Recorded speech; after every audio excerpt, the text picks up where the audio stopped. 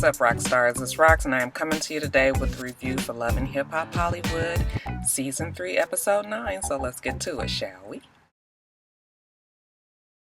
Alright, you guys, so Mona's trying to get us to believe that Nikki does yoga. Okay, and Mona's gonna stop playing these fucking games with us today. We know Nikki can't stretch that fucking body into the tree of life. She can't barely balance on them old wobbly ass tiny legs she got. Shanda maybe. Nikki, I'm just gonna say no. She just like the way she look in her little outfit. Anyway, Shanda's just telling Nikki how life has been hard. You know, Willie Taylor's out the house. You know, her and the kids are by themselves. But, you know, she's trying to keep up appearances for the kids and not just kind of throw them off. I was like, the kids know if daddy ain't in the house with y'all. These kids are real smart these days. At least they know that something is going on. Nikki feels sorry for Shanda. I feel really bad for Shanda. None of this is her fault, and it's not the kids' fault either. My parents have been together for 39 years, and divorce was never an option. That's why Miss Nikki Baby is only dating. I'm not committing to anybody until I'm fully ready. So she tells Shanda that she's confused, you know, that she had this thing with both Safari and Rosa Acosta, and maybe she did such reckless things because of the fact that her brother died. And I guess that could be possible. I mean, death does bring out the worst in us sometimes. So Nikki is talking to her mother. You know, we ain't seen Elvira in quite some time. And again, they're talking about the death of the brother. And how hard it's been for the family, and you know, we're not gonna get into all of that, okay? Let's just suffice it to say that it's been difficult for all of them. Like I said, Nikki said that she's Nikki said that, you know, she's made some bad decisions because, you know, the fact that the brother died. And you guys, today is the anniversary of my mom's death. I know y'all don't feel like the waterworks today. That's why we just gonna skip this part. We just gonna say that the family misses them, and let's move on to the next segment.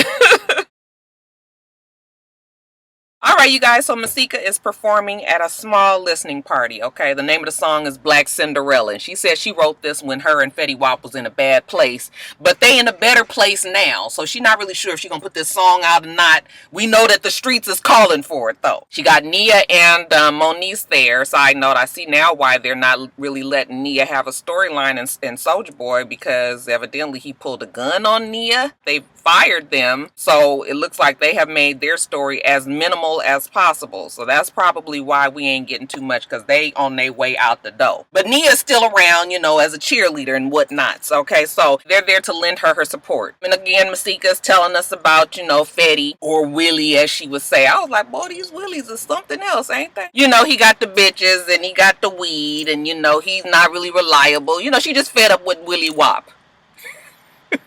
That should be his name. I don't know, you guys. We don't need to beat a dead horse, right? I mean, I don't know what Masika thought she was gonna get with this boy. There was never a relationship between the two of them. So I still can't feel sorry for Miss Masika. Now they jump over to Moniz, you know, and Moniz is telling Nia what happened at the listening party for her song. Nia's just like, boy, you bitches is wild.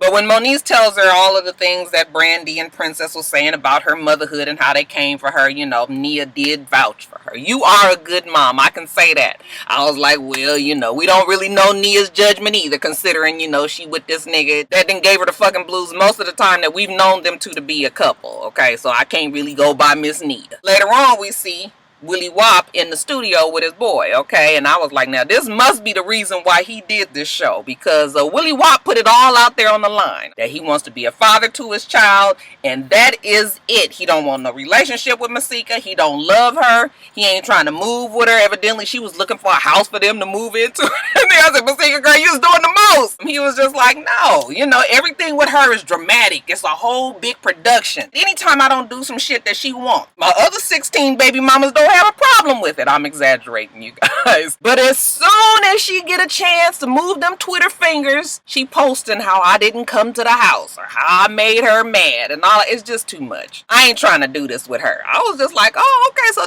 you know, Willie Wapton told us why he mad. Did you guys see the butter teeth? I was just like, what the fuck? Now, why when you make this kind of money, your teeth still...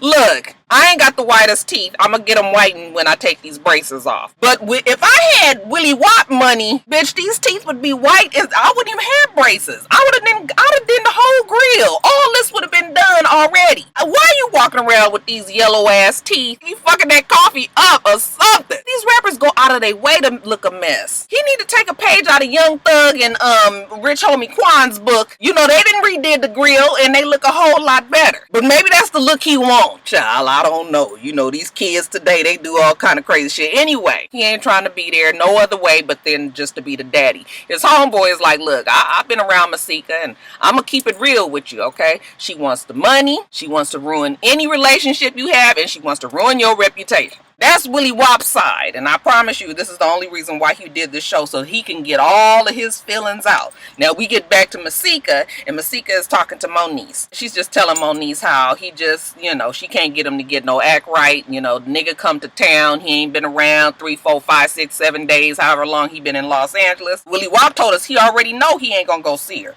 but she was expecting him, you know, and she mad about it. She was like, the nigga called 9, 10, 11 o'clock at night. I said, oh, those is prime booty call hours, okay? She's like, the baby is asleep, nigga. You just trying to get some cut. I'm sorry, we not doing that, okay? I was just like, well, I mean, what do you think he look at you as? I mean, look at how everything started. I know we done talked about this 15, 16 times, okay? Masika, 31 years old. You ought to know better. I mean, she do know the game, y'all. This is for the camera, okay? Go on and get your money from him like you wanted and take care of this baby. You cute enough. You be able to find you somebody else, and child, just, you got Willy Wop baby now, so you should be good. She say she trying to decide if she gonna cut this off or let it keep going, you know, and Moniz tells her, look, you can't miss what you never had, okay? If the baby ain't never knew who Willy Wop was, then we can't even worry ourselves about it, right? Bitch, it's the coldest day in hell and pigs is flying around and everything before I take a damn mothering advice from a Moniz Slaughter.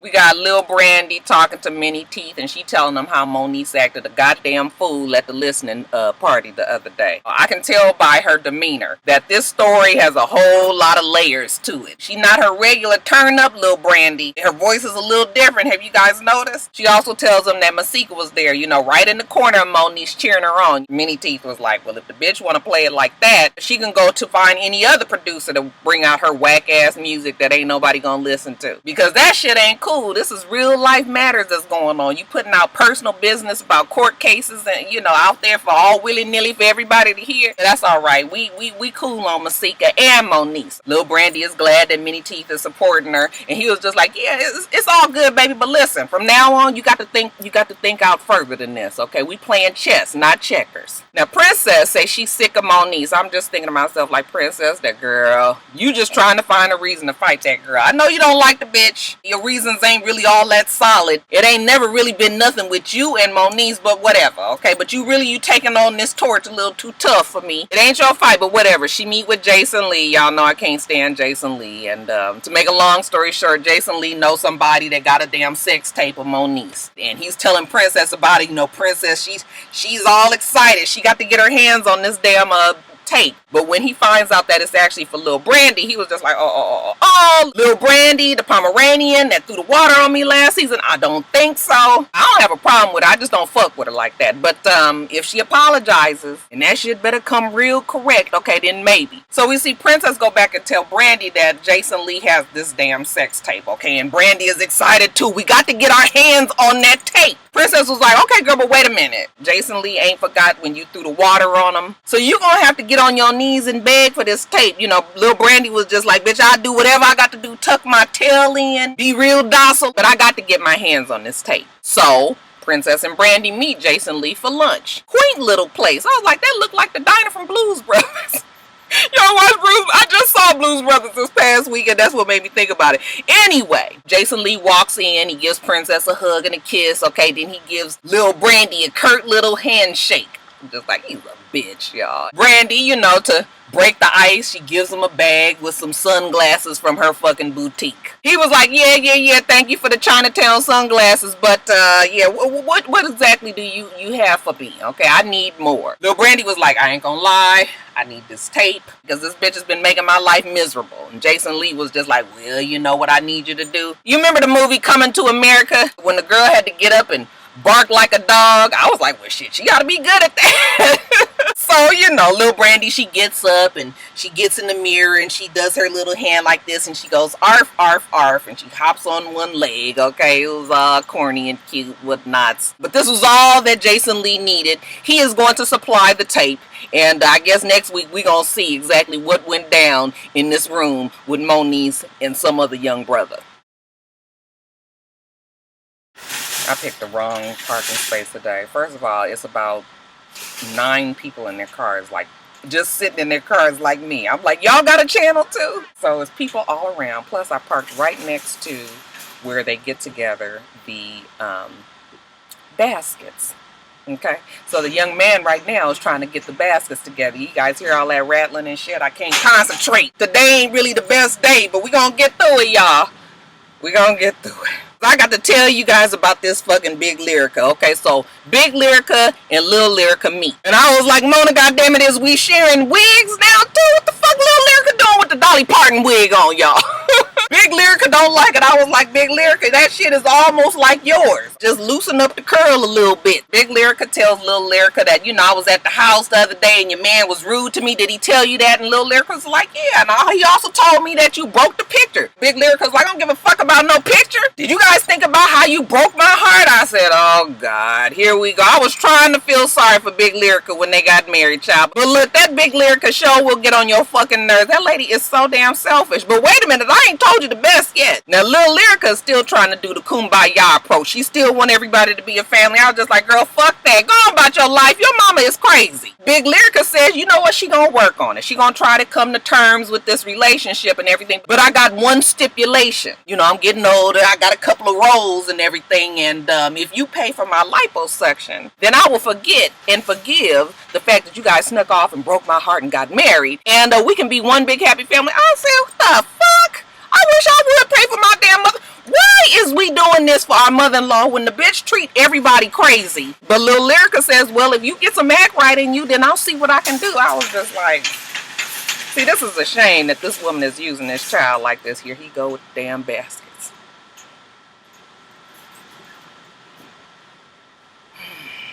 But I guess, you know what, a happy family, whichever way you got to get to it, I guess that's the approach that we taking now. It's hot in here. So Diamond and Pearls, him and Lil Lyrica, they decide to have a do-over since, you know, Big Lyrica fucked up their engagement / housewarming party. You know, they gonna go to the park, invite a couple of friends out, and celebrate their union. So we got Tiara and Safari there, y'all. Safari with his corny ass gonna try to push up on Tiara. Tiara was just like, nigga, ain't no way you fixing to get... I mean, us being together is something we not gonna do. So anyway, they sit down at the table. It's Mama Dap, it's Diamonds and Pearls. Charlie got his single strand but he got his earrings on. Oh shit, I don't have my earring in, y'all. Anyway, he got his pearl earrings in. Lil Lyrica's there, and up walks Big Lyrica. Okay, Big Lyrica look good for her age. Okay, she's in a nice shape. I mean, you know, you be more cushion for the pushing when you get over 40.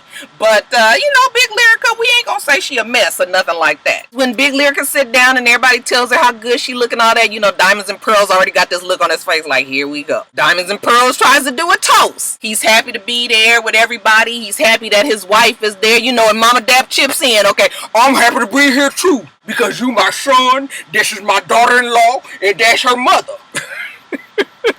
Big Lyrica with her fucked up ass attitude was just like, can you let him talk? See, Big Lyrica, why you got to go here with this? Let the lady be happy that her fucking son is married just cause your ass is salty that ain't nobody married your black ass. The whole thing is whether or not folks is gonna accept the marriage, okay? Mama Dab says she been accepted it cause it ain't no other choice. Big Lyrica tells Diamonds and Pearls, nigga, you didn't even apologize for breaking my heart, sneaking my daughter off and getting married. Diamonds and Pearls tells us there will never be a reason for me to apologize for marrying somebody that I love. Bitch, you crazy. He was like, I don't appreciate you telling your daughter that you wanted me to pay for your liposuction. But I got something for that ass today. Here's a waist trainer. I was cracking up. Everybody was mad. Lil Lyrica was just like, in what world is it okay for some man to give my mother a waist trainer? I said, child, the same fucking world that your mama think that it's okay to ask her son-in-law to pay for some fucking liposuction. What the fuck is...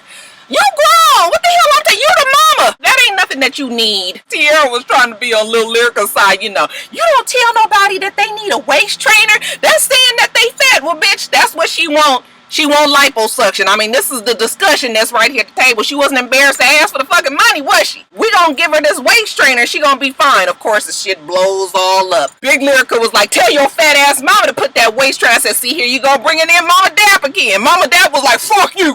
Fuck you. She was pissed. You called me fat. You know, they jumped up. That damn Big Lyrica threw a plate, and all of a sudden we got two grown-ass women fighting in the fucking park. Security rushes in. Diamonds and Pearls is making shit worse. He put the damn waist trainer on. It was just like, this is how you need to be. Lil Lyrica is telling Diamonds and Pearls and Mama Dab not to be calling her mother a bitch, okay, and that she need to take her ghetto ass back to the country and all that. See, this is a mess. Because little Lyrica doesn't realize that she is being manipulated so badly by her mother. It comes a time in your life when you got to make some choices. Now, we would like for everybody to be one big happy family and all of that, but that's not what it is. When you get married, I done told y'all 100 times that you leave and cleave. You got a new family now. If you want to be still close to your mama, then you need to separate your mama from the rest until the bitch can get right. Because all this at the damn park, what the fuck you think they was gonna call her when she calls her a fat ass and throws a plate at her? Big Lyrica screaming about an annulment, and that's all she wants to begin with. She don't want her daughter to be married because she feels replaced. I feel sorry for Diamonds and Pearls, honey. You done signed on for a whole lot, and if your wife can't get with your program, you're gonna have a whole bunch of problems in the future. Woo, you guys, it's hard getting through this video today. Y'all know I be trying to stick to my schedule and all, but yeah, it's the anniversary of my mom's death, and we ain't gonna get on the waterworks, y'all, because I'm bored.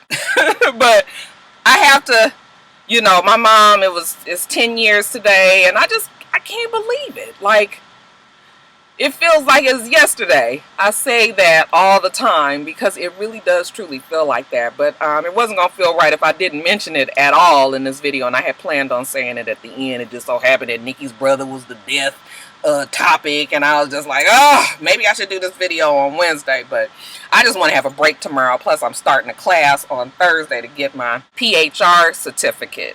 Anybody out there took that class? So anyway, I didn't want to be on here crying because y'all know I hate that. But I just want to say, you know, rest in peace to my mom, Ruby Jewel, who was such a good person. I miss her a lot. Get off of here. Anyway, you guys, make sure that you rate, comment, and subscribe to the channel. It's Rox. It's Rox. The channel is for It's Rox. And everything I do will be in the bottom bar. You guys should see this lady's wig. It is terrible. I hope that you have a wonderful, wonderful rest of your day. I plan on doing the same. Till next time, Roxstars. Bye.